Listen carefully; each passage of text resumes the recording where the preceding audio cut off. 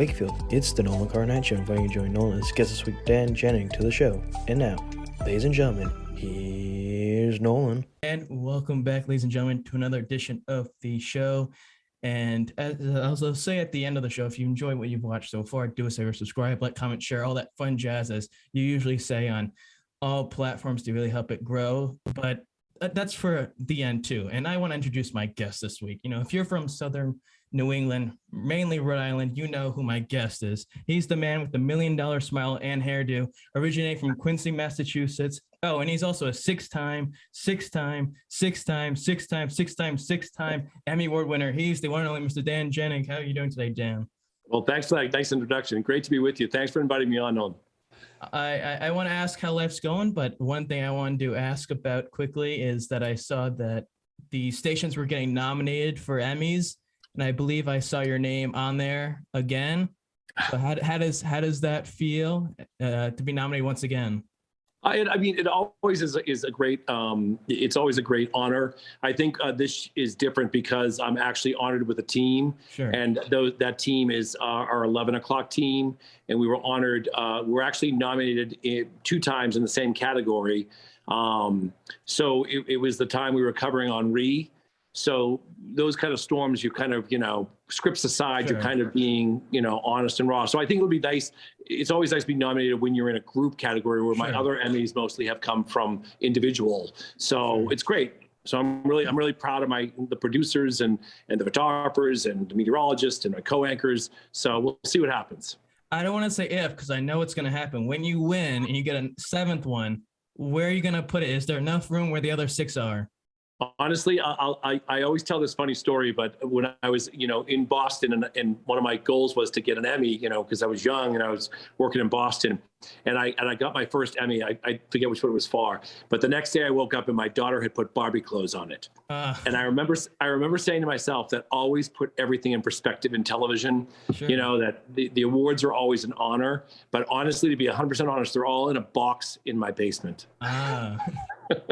I'm not the kind of guy who puts them up on the walls, Sure. But that's just me. Sure. Now, but besides that, though, and obviously these are interesting, weird, quirky, crazy times, and it seems as though I know Dr. Fauci had said something recently that we're sort of out of the phase in terms of the pandemic. But how's life been for you at this point of the pandemic compared to maybe the beginning of it? For me, honestly, besides, on a work level, I never stopped coming into the office. So I always came in. There were certain protocols as to what doors I had to come in, what office I had to stay in, and when I couldn't come into the studio.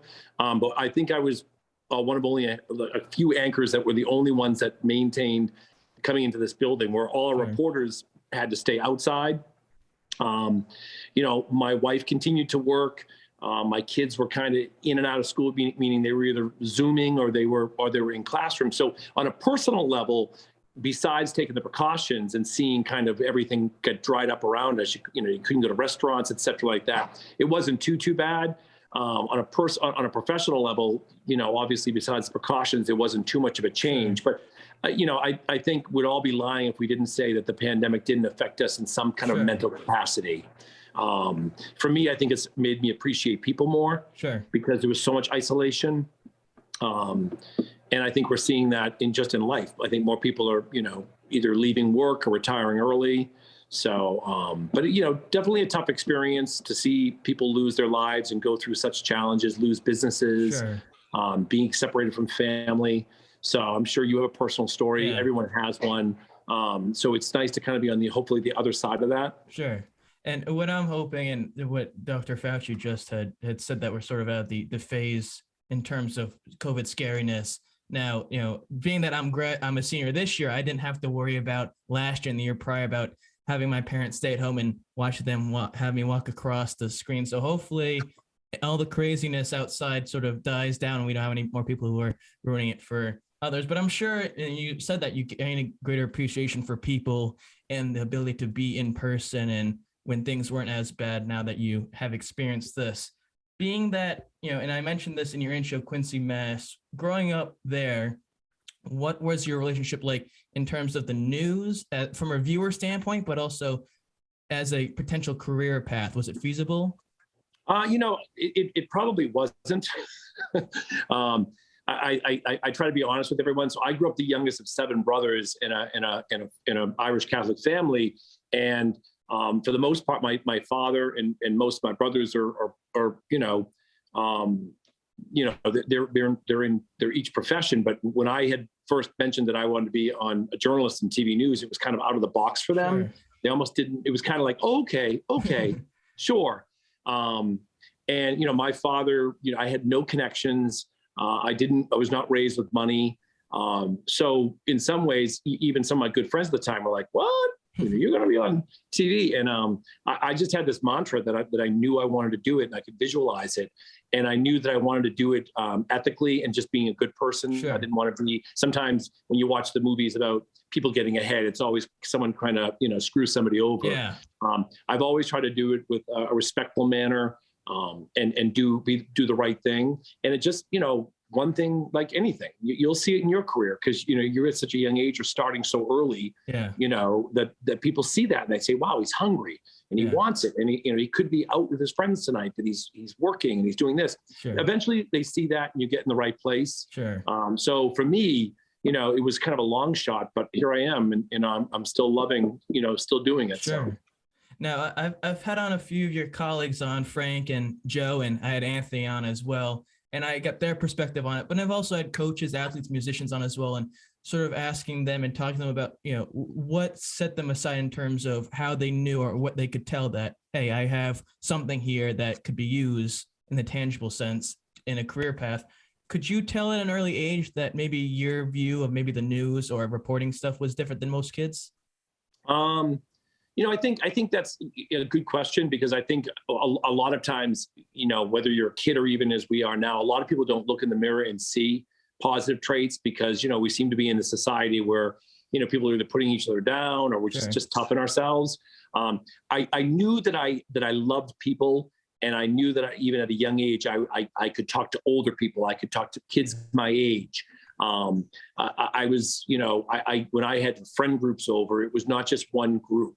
It may have been the athletes and, the smart kids. Sure. and the people from the drama club. I was pretty open to everybody. And I was always really just interested in people's stories. I always tell students or people when I speak is that, the biggest, most powerful word is 2 letters. It's hi. Yeah. And you whether you're standing at a deli counter waiting for meat, everyone grabs their phone. You go to a restaurant and you're waiting for everyone grabs their phone. Sure. I mean, obviously we didn't have cell phones when I was growing up, but I mean, I just loved talking to people and hearing their stories. And I was a hard worker. Sure. Probably like yourself. I love to work. I'm not afraid. When I was first starting out, it was Christmas Eve, Christmas morning, New Year's Eve, New Year's Day. I'd be like, yeah, okay, I'll be there. So I think those are probably, 2 traits. And I think a lot of people who are probably watching you, they probably have those traits. They just don't realize it. Sure. Now, I also want to ask this, and you sort of alluded to it, but also in the sense of, seeing yourself and what you could perceive or see in your future field, growing up. And I think nowadays it's more prevalent where you have adults who have their own viewpoint of what their kids are going to do, how they set their path forward, and not have to take any input into that. But for you, when you realized, hey, I'm going to go to Suffolk, I'm going to do journalism and be in the news, how supportive were your parents in terms of saying, hey, this is what he wants to do, so good for him? I think my parents were very supportive. I came from an old-fashioned kind of family, and I was the youngest at that point, so my parents were a lot older. I just think it was out of the wheelhouse. Sure. It wasn't something that my father was an electrician. He would say, hey, once you get, go to a couple of classes and then you can come work with my company, Sure. Because I think what I realized later in life, Nolan, is that, and it wasn't until my father almost passed, was close to death, is that my father actually wanted to be a DJ. And he went to a DJ class. And then, then he went to, served the country, served some time in the military. And then when he came back, life just took over. Sure. Back then. It was, meet a woman, get married, So I'm sure for him, it was kind of interesting to see his son have that kind of same interest and pursue it. Yeah. But they were very supportive. And, sure. They got to see me on television. and they got to see me interact with people. Sure. And I think that's why I think I'm so grounded, because of them, because they were both very kind people. And I think they kept me grounded. So. Sure. Well, I think that helps a lot when parents or anyone else sees that someone has talent in some field and they support them, whether it's they connect to it or not. My father's not the most technical savvy type of person, nor is my grandparents. But when my grandfather heard that I had Anthony on, and I forget what it was, he was over one night and he was watching it for the next 35, 40 minutes, even though he doesn't know how to operate the iPad, doesn't know how to operate YouTube, doesn't know how to hit subscribe, but he knows that there's something here to do.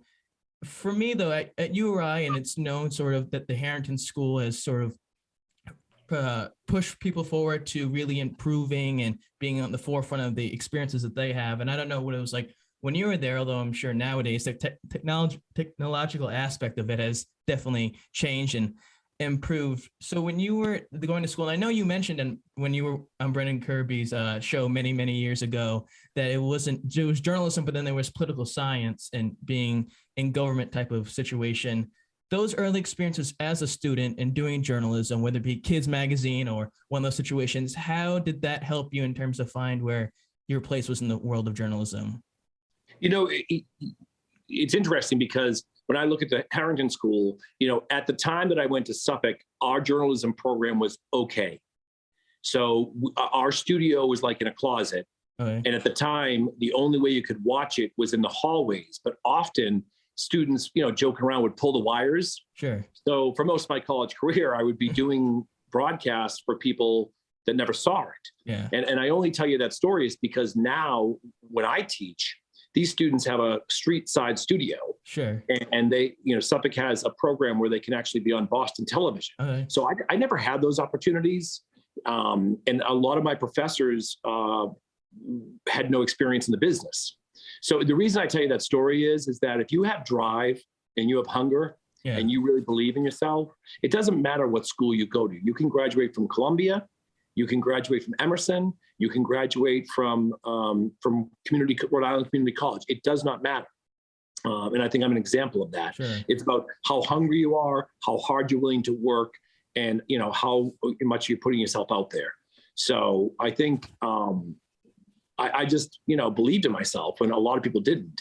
But I didn't necessarily have the best journalism school at the time.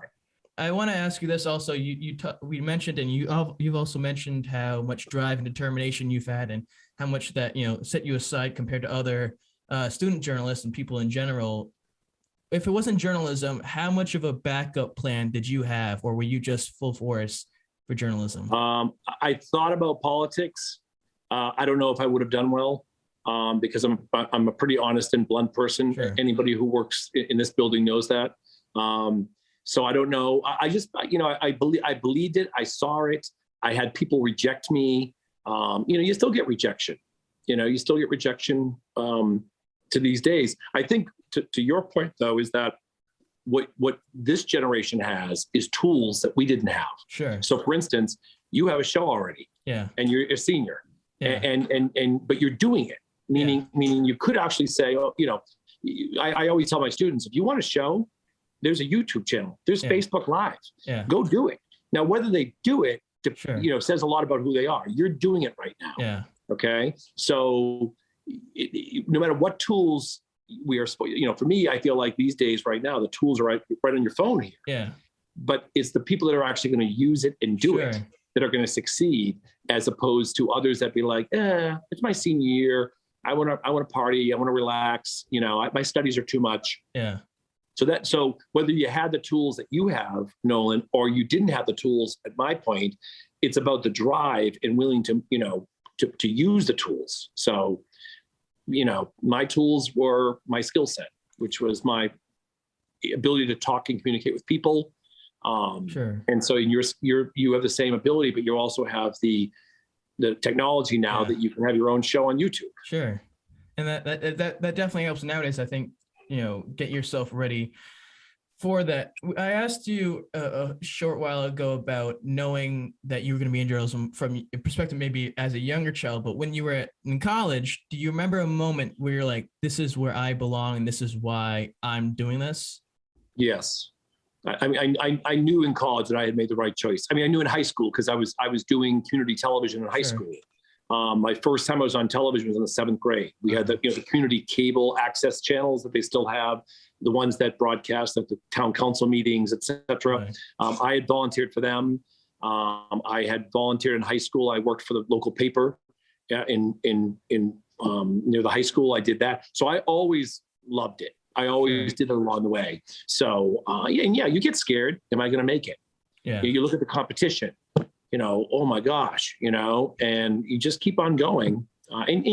For as much success I've had, I've been rejected and I've been cast aside. Sure. I've been discounted. So, there's one thing to make it in the business and there's another thing to stay in it. How many people that you first were watching even years ago are still here? Yeah. Channel 10 obviously has, we have a handful now, not as many as we did before. And that's a testament to the station, but mostly those people. But a lot of people, especially during the pandemic now, in the changing times, we've had a challenge of people who have went to school and studied this and they loved it. And they came and they're like, I'm not sure this is for me, So I think that was another kind of the result of the pandemic. But I think definitely in college, to answer your question, I knew I was on the right path. I just didn't know where it was going to take me. Post-college, and I'll ask you that in a little bit, but I sort of want to ask this question beforehand. You mentioned community access television, doing that 7 years old and working for the paper and doing stuff in high school. Do you think that helped you progress faster at the beginning compared to others who maybe didn't have those opportunities or used those opportunities? I think so. Yeah. I think anytime you put yourself out there and you get an opportunity, whether it's, doing obituaries for the local community paper or covering the Christmas parade for community access television, put me out there. By the 7th or 8th grade, my family was watching me on the community television, so it definitely put you on experiences out there. And I always tell people, I tell my own children, you got to put yourself out there. Sure. Life's a buffet table. And unless you go to the buffet table and try everything, you're not going to know what you really like. Sure. So it takes a little guts to do that. But if you can put yourself out there, any experience, whether it's on TV or travel or friendships or relationships, those experiences will help you along the way if you listen. So and then what I wanted to ask after that was, you graduate school, journalism degree. The timeline, what was it looking like between graduating and then your first job in Boston at WLVI? Well, so when I was in college, I was interning at WLVI. And then towards my graduation, they needed a freelancer. So for those of you who don't know, freelancers is basically you're hired at will with no health insurance and usually a crappy pay. And I was willing to do it. So I was willing to do Christmas Eve and Christmas morning. And I was behind the scenes. And I just continued to bust it. And then at the same time, I was busting tables and waiting. So I was just, trying to struggle to get in, living at home. And then I started applying to different places. I actually worked behind the scenes at Channel 12 with Walter Cryan and Karen Adams, who helped me tremendously. And then I got my first on-air job in Springfield. So it was probably maybe 2 years or, 2 years probably before I got my first on-air job. But I was still doing part-time stuff behind the scenes. And I loved it. I absolutely loved it. When I got on air, I was the crime reporter. So I would, spend hours at the courthouse. I would hang out with the lawyers, hang out with the prosecutors, even way after my shift ended. And that's how you get scoops. And, I was lucky. So. Well, you mentioned that part-time and doing all that stuff, and then eventually getting a full-time gig, and now you're here and you're one of the main cast members. But and I had Hector Molina on from ABC6 a while ago during the summer, and he's relatively, I don't want to say super new, but he's not like Frank Carpano, who's been in there for 40 years. And I asked him about how his take on having patience and when it's your time to have big stories and have the big moments. How did you deal in that situation where you sort of had to bid your time to get bigger stories instead of doing the small stories at first? I knew that it came with the territory. I knew that if I was to work myself up, that I would have to do a lot of work behind the scenes. Sure. And I also, when I arrived at stations, like for instance here, I at that time was working with Jim Terracani on Operation Thunderdome. So I was the right-hand man there. So I think one of the things I tell people in TV or in life in general is that just because you're on TV doesn't make you any better or anybody else than anybody else. Sure. It just means that someone's going to recognize you at Dunkin' Donuts probably. But you got to take your ego out of the equation. Okay. And you got to put the real reason why you want to be. Do you want to be on TV or do you want to be a TV journalist? There's a difference. Sure. I wanted to be a TV journalist, so I just learned from people. I didn't walk in and be like, "Hey, it's my story. I'm Dan Jaehnig. This is my big scoop." I was never like that. I always believe, and I still do to this day, that the story owns the show, not you. Interesting. And I think we're in a kind of a funny area now where a lot of young people in the business want to be the focus. Yeah. They're tweeting and they're Instagramming and they're TikToking, which I'm not saying that those are bad, but I'm saying there's more focus should be put on the stories and the journalism than your vacation to South Beach.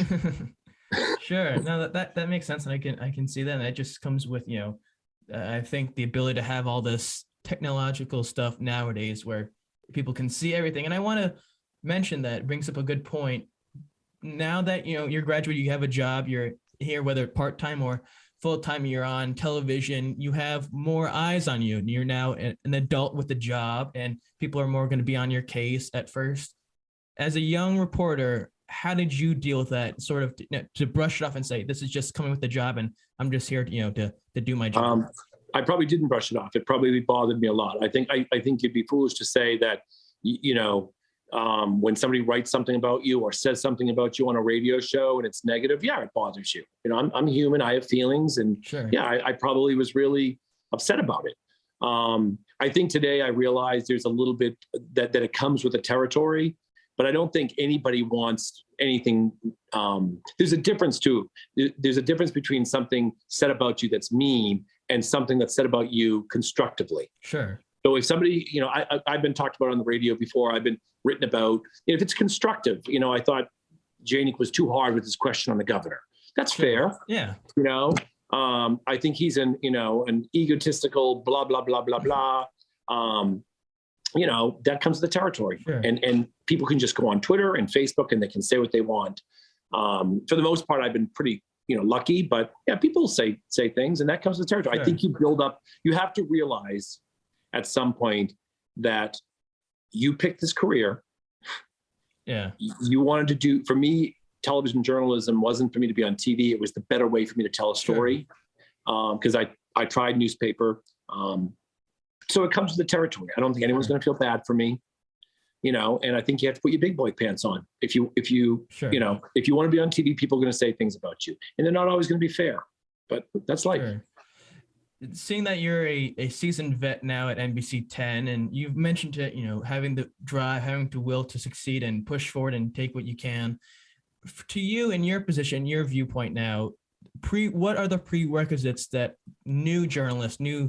fresh journalists have to have in order to stay around or to really have an impact on what they do? I think they have to love it. I always tell people there are jobs and there are careers. I wouldn't classify this as a job. The hours, the demands, it's a career. So you have to realize when you get into this career, you're going to be paid like crap, because that's what most careers pay. Although I know the spectrum is kind of changing now, because now new people are kind of getting in the way. TV news necessarily hasn't changed, at least at this point. Pay can be tough. You're going to work hours you don't like to work.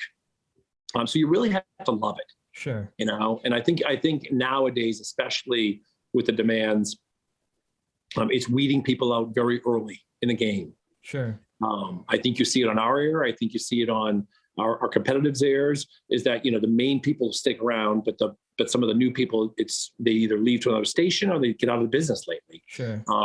I think you have to have a drive. You have to be open. You have to listen. You have to be willing to learn. Because the moment that you think that you've arrived, the door shuts right on you. Sure. So that's what I would think. It's a tough business, especially now. But if it's a passion of yours and you can afford it, if you can afford a crappy paycheck for a few years, then that's what I would say, do it. And if it's not, that's okay too. Yeah. move on to someone else, and then other people can get yeah. I mean, don't do a career for anybody else but yourself.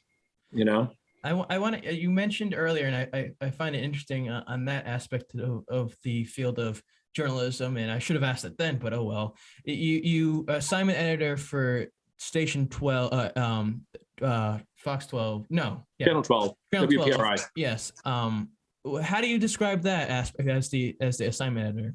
I loved it. I loved it. So an assignment. So for people who don't know what an assignment editor is, it's one of the toughest jobs in the newsroom. Basically, you're at the desk and you're listening to scanners, and you're getting press releases, and you're getting Twitter messages, and you're getting emails, and your job is to disseminate that information to the newsroom and move crews accordingly. Sure. So here's a perfect example. During our 7:00 news, which I just got off of, there's what we believe to be an officer-involved shooting in Woonsocket. Right. So the reporter that was covering the story of water fire, announcing the dates, went from a story that she's probably worked on for a bit. It's kind of an fun uplifting story. Now we've moved her to Woonsocket, and she's investigating now. So that assignment editor is the one that heard it and made the call. So that's what I was doing at Channel 12. But I was working with Karen Adams, Walter Cryan, Jack White, whose son is now over at Channel 12 too, making a great name for himself. So I worked with some of the best, and I loved it. You know, being that you're at NBC 10 and you've been here for a while, did you ever think when you first joined NBC 10 that you would be here for as long as you were, or was it something like, I'm going to be here, see how this goes, and if I stick around, then I'll stick around, but if not, I'll look for somewhere else that can help me go further? Yeah, well, so I've been here, I have 2 tours of duty here. Sure. So I came here for 5 years as a reporter, and then I went to Boston and was a reporter, then promoted to an anchor. And then when our main anchor, Doug White, passed away, they had reached out to me and said, would you come back? Sure. And I did. So, I don't think anyone says I'm going to be here forever. But I mean, this is a legacy television station. It's one of the highest rated television stations in the country. So it's a privilege and it's an honor, and I don't take that lightly, but it's a huge responsibility. Sure. I try to make sure every night that I get it right for the viewers, that they get the right, accurate information, that they get the whole story. We do our best, but, people always say that to me, you're going to be like Doug White, are you going to be here forever? I don't know. I take one day at a time in my life. So we'll see what happens. But for right now, I feel like I'm pretty blessed. Well, I'll say this, and this isn't to toot your horn or, the suck up, but NBC 10 is the channel of choice in the Carr household. So clearly you guys are doing something right. You're doing something right as. Hey, if we get the cars, then we're doing okay. Yes, exactly. That's all that matters. Never mind anyone else. Never mind the government. Forget about everybody else. Yes, we're the important ones. We got Grandpa Carr. We got Grandma. We got it all. Even though Grandpa falls asleep at the drop of a dime, it doesn't matter. It's okay. A lot of people fall asleep when they watch me, I hear. So it must be my effect. Sure. I mentioned when we were at the beginning and then beforehand, maybe, about the achievements that you've had, the Emmys, and you won the Murrow Award, and you've won a few other awards as your time as a journalist. What holds more importance to you? Those awards, the Emmys or the Murrow Award, or the longevity of being at NBC 10 along with the rest that shows that the station has trust in you guys? Honestly, that's a great question. You've asked a lot of great questions, but the awards are an honor, and I don't want to belittle them. Sure. I was thrilled to get them. I'm honored to get them. I got them when I was in Boston, so it was even more challenging to get them because you were up against a top 10 market. The Edward R. Murrow I got here for anchoring of the Boston Marathon. Sure. So I like I said, nothing against anybody, but I don't have my Emmys on display. Yeah. Maybe I will one day, and nothing against people who do. Sure. But I think my is the longevity, is working with new people, is working with new producers, is, one of the things I pride myself on, and I'm pretty known in this newsroom and other newsrooms, is that I just don't show up to read the news. I'm very involved in the behind the scenes and the writing and the working with producers. So I'm pretty hands-on in every newscast, approving scripts of reporters at night, So to me, that's the pleasure of it all. That's the joy of it. I don't think, I wake up in the morning and be like, hey, I won an Emmy and, I deserve champagne every day. Yeah. I never think that way, but that's not how I was brought up and that's not how I live my life. I'm actually more happy to see my colleagues win the Emmys, quite honestly. So. I also want to ask you, and I found this interesting as well, reading it on the MC10 website. So thanks to the people who put that together, that you covered the Ronald Reagan's funeral, the JFK Jr. crashing, and then the Boston bombings, which are all, big events. Yes. For yourself to cover those, and maybe more, and although the Boston bombing was a tragic and big event as well, you covered a presidential funeral, and then also JFK Jr. His crash. How do you go about that situation where you're covering these humongous events where you have to make sure you're doing the best job you can? I think I apply what I apply every day when I walk in this building, which is to, as a journalist, I don't think I ever was arriving at a story and was like, wow, this is a big story and I'm here. I think it was get the facts, get the story, tell the people. It was never about, after the fact, you might sit and have a beer and be like, wow, I can't believe I was at Ronald Reagan's funeral. I can't believe I was one of the first reporters on Martha's Vineyard to cover the JFK plane crash, or that, gosh, what a terrible night the Station Fire Club was, or the Boston, I think that I apply it to every story, which is get the facts, ask the tough questions, and tell the people. Sure. Because really the people that our viewers are my boss. Sure. They expect from me, and if they don't like it, they won't watch. And then, so I think those are things you probably look back later in my career, but I really haven't had time to, or even sat back and been like, whoa, I covered that. Sure. The images from some of those stories, they will always stay with me. Sure. So, then that's about growing up and maturing and as a person and as a journalist, I guess, Sure. I asked you about the Emmys and versus the longevity you've had there and the trust that the station has. And regardless of the JFK Jr. story or the Ronald Reagan story, we're at NBC 10. When you're tasked with a story like that, or stories like that, or being around at NBC 10 as long as you've been, as well as the other ones there, does that speak in the trust that the station has in you to be able to cover these big things or to be here for the time you've been here?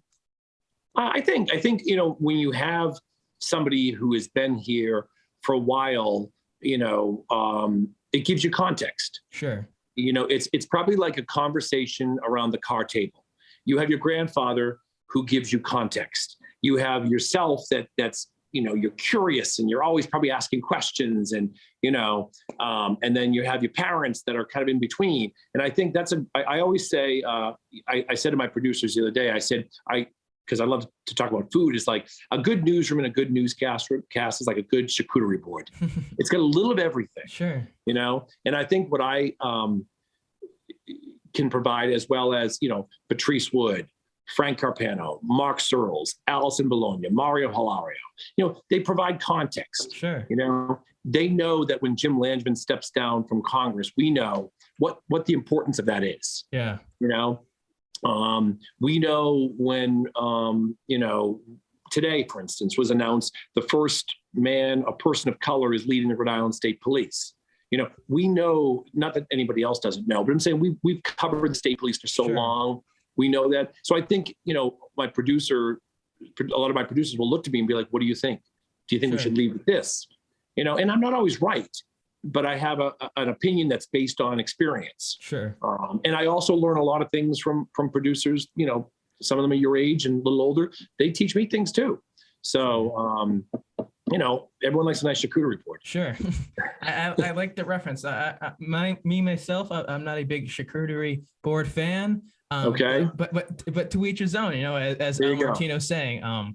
I want to ask this, and I mentioned this I asked Frank this, and it was kind of, I don't want to say out of context, but maybe not in his element, seeing as he's sports, although sports gets a lot of flack from fans. But the last, chunk of time, the last 5 or 6 years, whatever it may be, the news has sort of, I don't want to say been under attack, but it's been really, against, and people angry at it and saying this is wrong and this is fake and so on and so forth from all sides. from your aspect, and I believe that NBC 10 does a good job of it, of sharing the entire story and doing their best to provide that. But for you, telling a story, presenting a story, how do you make sure that what you're doing isn't going to be attacked and you're going to do your best to provide the story that should be told? I mean, I think it's basic, and I teach this as well. It's extremely basic, and that is who, what, where, why, how, when. It's the 6 questions.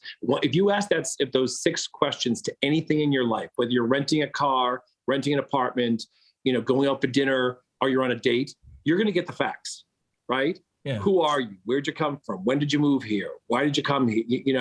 All those questions. I try to apply those questions every night. And I also make sure that I don't get both sides. I get all sides. Sure. So if I heard something earlier in the day, for instance, you were talking about Dr. Fauci. Dr. Fauci at 7:00, we did a story that was just in that he had said he's not going to the White House Correspondents' Dinner. And I said to the producer, well, don't forget, he's saying this on the same day that he said that the pandemic appears to be ending, transitioning. Sure. That needs to be in the story. So let's put that in. Sure. A reporter will say to me, well, I went to Waterfire. Everybody loves Waterfire. I said, everybody loves Waterfire? Are you sure? Because I'm sure someone out there doesn't like it. Sure. I don't know who they might be. So I think I ask questions a lot. But you're right. Media has taken a beating. And I think it's the reporters on the street that have really kind of encountered some of it. And I think it's driven some of them out. Sure. I think there's been safety issues. There's been name calling. There's been some attacks, and we're just doing our job. And just like we're not 100% perfect every night, but you show me somebody who is, and I'd like to have dinner with them. Sure. Well, it's a tricky thing, and I give you all, wherever it is, whether it's any part of the journalism world, credit, because they're doing their best to provide something. They're taking a risk on that, because sometimes you could get threats of certain stuff, and it's not always fun. But on a more positive and heartwarming note, and I feel as though there are a lot of people, or you hear that a lot of other people who work for NBC 10, other stations as well, I'm sure, do a lot of outside work in terms of, I don't want to say extracurricular, but other stuff to help the public, not just sharing stories. But you do a lot of work with charities and stuff like that. And I'm sure that holds a lot of value to, and probably more than the awards, of course, but also maybe even more than the longevity you have and others have at the station. Yeah, I mean, I think one of the most important things is that you can't just cover a community. You have to be part of it, and you have to be a part of it in whatever way fits you. For me, I've done, I just did last Friday night, I did the Domestic Violence Resource Center of South County. We raised, a few thousand, I think more than $15,000, $20,000 they raised. I'm willing to be involved in that. I do the American Heart Association. My mother had heart issues. I did the Go Red Lunch with Allison recently. Yeah, you want to be involved in the community, and you want to help people in the community. And if you can do that, I'm all for it, Sure. Well, speaking of helping the community, you mentioned it earlier, going back to alma mater, teaching students. What's that like for you now, to after all you experienced, not just when you were a student coming to stuff and younger, but then starting out in the field? Well, what's it like now to go back and sort of help and instruct these students to say, hey, I made these mistakes early on, and I want to make sure you guys aren't doing that, and you guys are successful, maybe even more successful than me when time comes? Yeah, let's hope so. Some of them are. I think, first of all, I have the world of respect for teachers. I think they just do an incredible job. So for me, it was a great experience because I didn't teach by a book. I taught out of the box, kind of. 2 of my students work for us. Another student that went to Suffolk is the 11 o'clock producer, probably one of our better producers here, if not best. I just give real world experiences. Sure.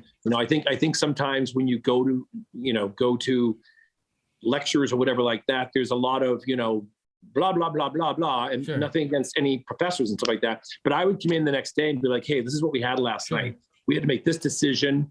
And I was very big in my class, like I am in life, in pushing people, making sure that they really are happy with, A, why are you in this class?